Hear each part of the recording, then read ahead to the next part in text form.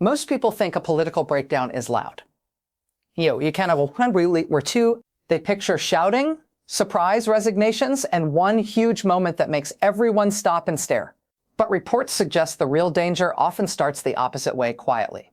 A strange idea gets floated. People laugh at it at first. Then they stop laughing. Then they start making calls behind closed doors. And slowly the room changes. What you're about to hear is not really a story about Greenland. It's not just about tariffs. It's not only about immigration. It's about what happens when a leader demands loyalty from everyone but never gives loyalty back. It's about what happens when fear stops working as a weapon. And it's about why a president who feeds on chaos can suddenly find himself boxed in by resistance he cannot control. This story is not told in one viral clip. It's told in the pauses, in the careful wording, in the awkward silences, in the moments when people refuse to defend something they used to defend without thinking. And by the end of this video, you'll understand why what looks like random political noise may actually be a warning. Why the most risky part of power is not gaining it, but losing control of it. And why this moment could matter more than most people realize. Stay with me, because once you recognize the pattern, you can't unsee it. And the final piece changes how this whole story should be viewed. Picture Washington on a calm morning. The kind of day where the White House looks normal from the outside. The halls look quiet. The cameras are waiting for the usual drama. But under that calm, something tense is building. Phones vibrate in pockets. Staff members exchange quick looks, then look away. People speak softly, like they don't want to wake something up. Because insiders indicate that today is not going to be normal. And somewhere inside that building, Donald Trump is returning to an idea that has been stuck in his head. An idea that sounds almost unreal to most people: Greenland. Now, on the surface, that sounds like a strange foreign policy headline. Another bizarre headline in a world full of them. But analysts believe this moment is about something much bigger than land, minerals, or strategy. Because for Trump, power has never been mainly about process. It has never been mainly about rules or institutions. Power, to him, has always been about one thing: submission. It's about people proving themselves. It's about loyalty moving upward. It's about everyone around him showing they'll fall in line fast, loud, and without questions. And that's why this moment matters. Because Trump expects loyalty like it's a requirement. But he doesn't treat loyalty like a two-way deal. And now sources indicate that more and more Republicans, especially in the Senate, are starting to grasp what that really costs. When Senate Republicans push back, Trump doesn't hear policy disagreement. He hears betrayal. And for Trump, betrayal is not something you debate. It's something you punish. That's why the Greenland situation isn't really about Greenland. It's a test. A test of whether his party still reacts the same way when he speaks. A test of whether they still flinch. A test of whether fear still runs the room. And for the first time in a long time, the flinch doesn't come. Then you see Mike Johnson step out and talk to cameras. He insists nothing big is happening. He insists there's no crisis, no major escalation, no wild plan unfolding. But what he's really doing, according to observers, is trying to hold together a House majority so thin that one crack could break everything. And when he blames the media, or blames Democrats, or claims people are overreacting to Trump's own words, that's not just messaging. That's emergency damage control. Because here's the problem. There's a contradiction sitting right in the open, and it's dangerous. Trump's legal argument to the Supreme Court is that tariffs can be justified using national security. But at the same time, his allies are trying to say there is no national security issue when it comes to Greenland. Both things cannot be true at the same time. And that's where the Senate pushback starts to turn into something more solid. Not a dramatic rebellion, not a headline-grabbing revolt, but something more threatening to Trump, a shared realization. Why? Senator Rand Paul doesn't sound angry when he talks about it. He sounds calm and almost clinical. He says there is no Republican support for this. Even among the hawkish senators, the ones who usually like tough talk, he suggests the appetite isn't there. And that tone matters. Because Trump's influence depends on people believing he's unavoidable. He wins when everyone assumes it's easier to go along. But when senators speak in institutional language, limits, law, procedure, they are reminding the system it still exists. And that's exactly what Trump fears. Then you have Ted Cruz, who doesn't fully embrace it either. He hedges. He circles the issue. He avoids giving the full, loud yes. And even that hesitation can send a message. I think because Trump reads hesitation as weakness, and he reads weakness as disloyalty. Then the story turns to Bill Cassidy. And Cassidy, in a way, becomes the warning sign every Republican understands right away. Because reports suggest Cassidy tried the loyalty path. After impeachment, he did what Trump wanted. He lowered himself in public. He voted in ways many people believe he didn't agree with. He tried to prove he was useful. He chased approval, and it didn't matter. And it didn't matter, because the moment Trump decided Cassidy wasn't useful anymore, Trump moved to crush him. That endorsement of Cassidy's challenger wasn't just payback. It was a message to the whole party. Loyalty to Trump is not protection. It's just a delay. And when other senators watch that play out, it forces them to face a truth they've tried not to say out loud for years. Trump will sacrifice any ally if it makes him feel stronger in the moment. And that is where the real political problem becomes clear. Trump can intimidate individuals. He can pick people off one by one. He can shame them, threaten them, call them names, turn crowds against them. But history suggests he struggles against groups. When Republicans move together quietly as a bloc, Trump's strategy starts to break. Because sustained conflict requires discipline. It requires patience. It requires staying on one message and one target. And discipline has never been Trump's strength. That's why, as analysts note, patterns keep repeating. He overreaches, the cost rises, and pushback grows, and then he retreats or shifts attention. At both, Greenland becomes one more example of that cycle. So do other controversies that flare up dominate the conversation and then fade? Not because they were solved, but because Trump moves on once control becomes harder. And while this is playing out on the world stage, the same basic pattern is showing up at home, especially through the immigration debate and the fight over ICE. Because ICE becomes, in many ways, a mirror of Trump's governing style, power without accountability. And when voices like Ruben Gallego argue that more money and more training won't fix an agency built on fear and aggression, they're not just arguing about policy. They are describing what happens when a government is run by intimidation. The debate over reform versus dismantling is not just words. It's about whether you can gently adjust a system designed to scare people. And it points to the same issue you see in the Greenland story. Trump doesn't like limits. Trump governs by impulse. And when institutions push back on that impulse, courts, Senate rules, legal boundaries, he doesn't adapt. He attacks the institutions. He attacks judges. He attacks the Senate. He attacks the media. Sometimes he even attacks members of his own party. And every time he does that, he isolates himself a little more. By this point in the story, the conflict is no longer hidden. The Senate pushback is not just private grumbling anymore. It starts leaking into public view. And once dissent goes public, it changes everything. Because when disagreement moves from quiet hallway conversations into official statements, into hearings, into the record, it can't be stuffed back into a closet. Trump feels that shift right away, not like a policy problem, but like a personal threat to his authority. And his response is predictable. Not detailed, not careful. Punishment. He lashes out at people instead of answering the core issue. He targets individuals instead of addressing the shared resistance. That pattern has followed him for years.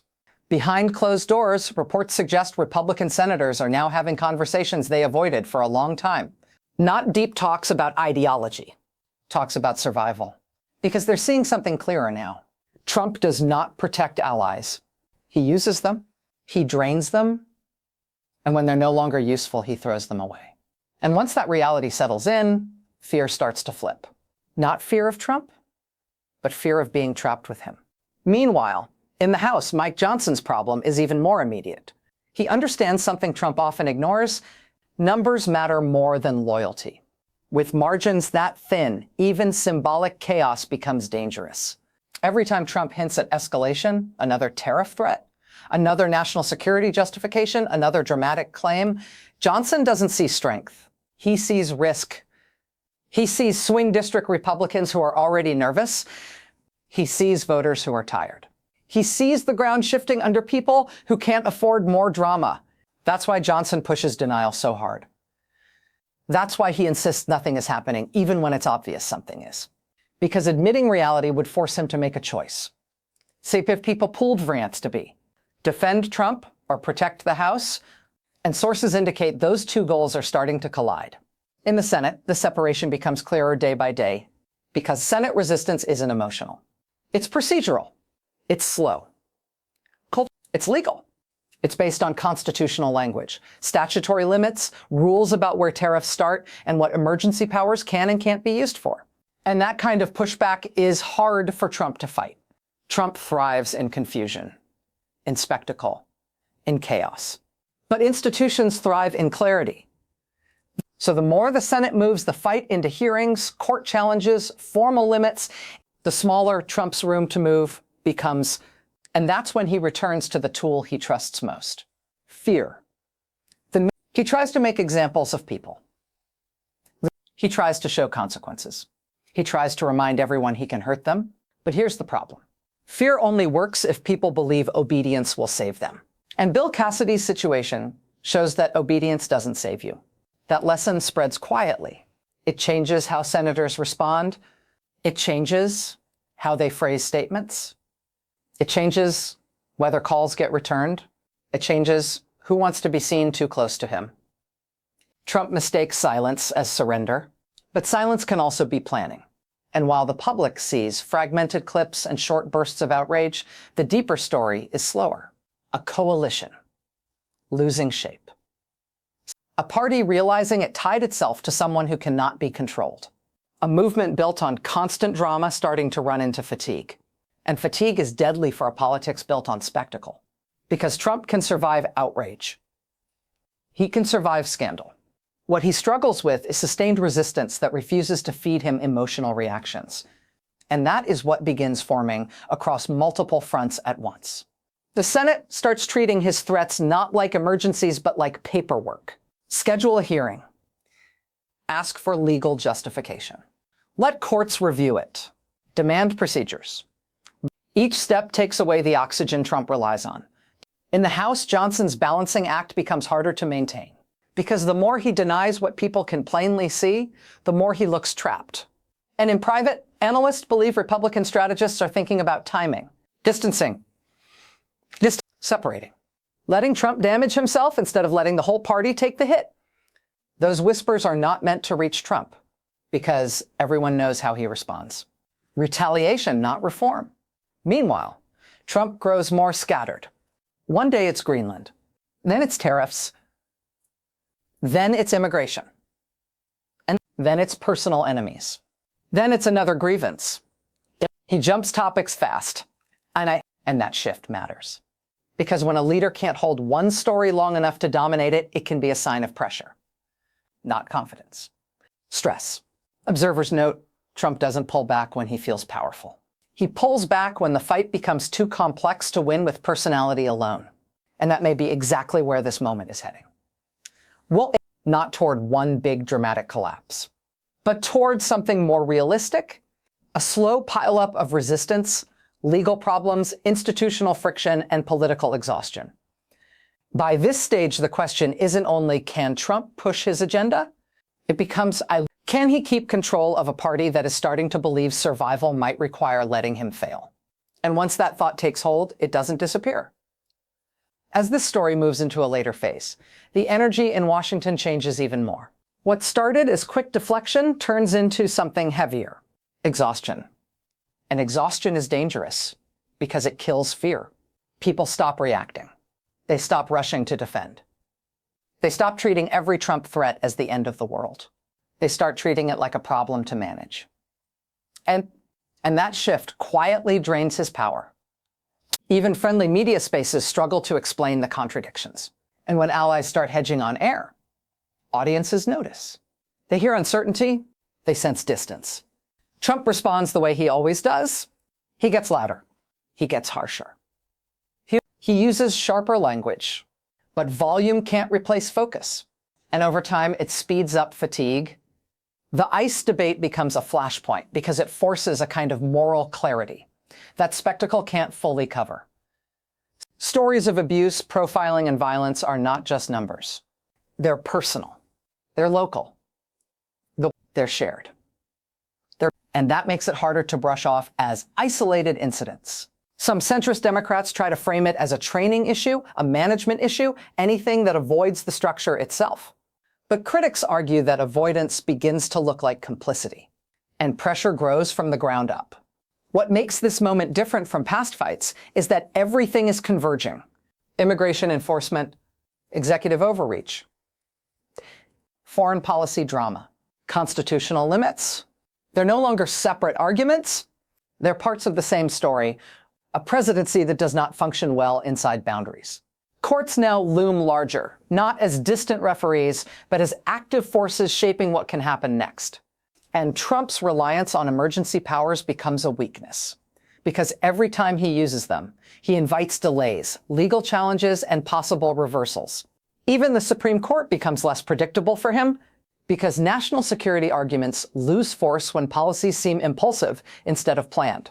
Trump's frustration grows, and frustration has always been a sign to watch, because when Trump is frustrated, he tends to make quick decisions that create new problems faster than his team can clean them up. Republican senators notice that not with emotional outrage, with calculation. They understand something simple. The more Trump lashes out, the fewer defenders he has left. And this is the psychological turning point. Trump's authority has long depended on one belief, that people are afraid of him. But fear without respect turns into resentment, and resentment turns into resistance. Now, even loyalists start to see that defending Trump means absorbing damage he will never repay. That changes behavior in small ways. Yea, missed calls, delayed statements, carefully written responses that don't fully support him but don't openly attack him either. Trump calls it betrayal. But sources suggest it's really self-preservation. And self-preservation is stronger than loyalty. When loyalty guarantees nothing, the whole system around him starts to feel hollow. Threats get issued with no follow-through. Announcements come with no real plan. Escalations get floated, then dropped. And for the first time, opponents stop reacting like Trump is unstoppable. That change is quiet but powerful. Because once inevitability disappears, leverage disappears with it. By the end of this chapter, the presidency starts to look less like a machine driving history and more like a storm burning itself out. Loud, destructive, but increasingly contained by structures it cannot crush. And everyone watching can feel that the final act is getting closer. Not as one sudden crash, but as a reckoning shaped by institutions, fatigue, and limits Trump spent years pretending didn't matter. When this story reaches its last stage, the chaos feels less explosive and more revealing. Because what gets exposed isn't just the weakness of one presidency, it's the limits of a political culture that tolerated it for too long. Trump doesn't weaken because of one scandal. Not because of one vote. Not because of one public moment of defiance. He weakens because the system he tried to bend refuses to move at his speed. And that slow, boring resistance is what democracy looks like when it works. The Greenland idea fades into the background, not because it gets neatly resolved, but because it loses its power to intimidate. And that matters more than the policy itself. Because Trump's biggest weapon was never action, it was fear. In the Senate, hesitation becomes distance. Distance becomes independence. Senators who used to flinch begin to calculate. They start to understand Trump's anger comes and goes, but elections don't. But elections don't. In the House, Mike Johnson's denial starts to matter less and less. Unless, because reality doesn't need him to confirm it.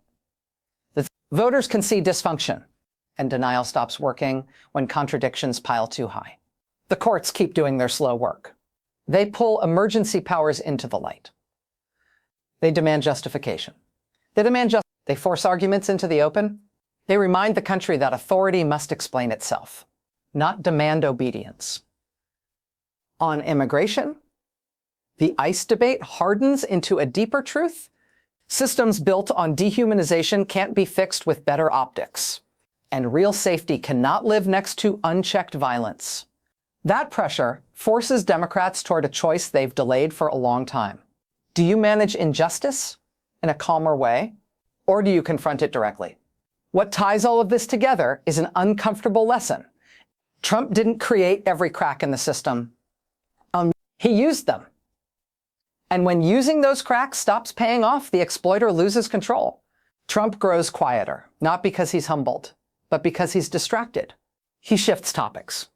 He repeats old grievances. He struggles to hold the room the way he once did. And that's how influence fades.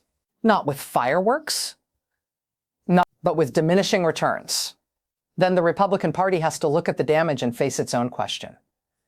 Was loyalty to one man worth the loss of credibility? Worth the erosion of institutions? Worth turning chaos into normal governance? At some point, responsibility can't be pushed onto the media, or Democrats, or history.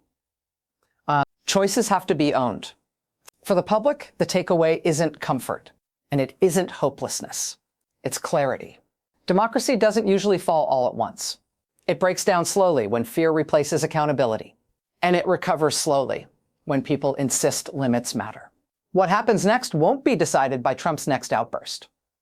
It will be decided by whether institutions, lawmakers, and voters remember what this period revealed about power without restraint. And that's why this story doesn't end with Donald Trump. It ends with us. Do we recognize the warning signs the next time they appear? Do we demand more than loyalty tests and spectacle? Do we understand that democracy survives not because leaders are perfect, but because systems are defended by people willing to resist abuse, even when it's uncomfortable? Because if this moment proves anything, it's this: unchecked power always pushes too far. And when it does, the only real question is, are people paying attention in time, or are we about to watch the next test begin?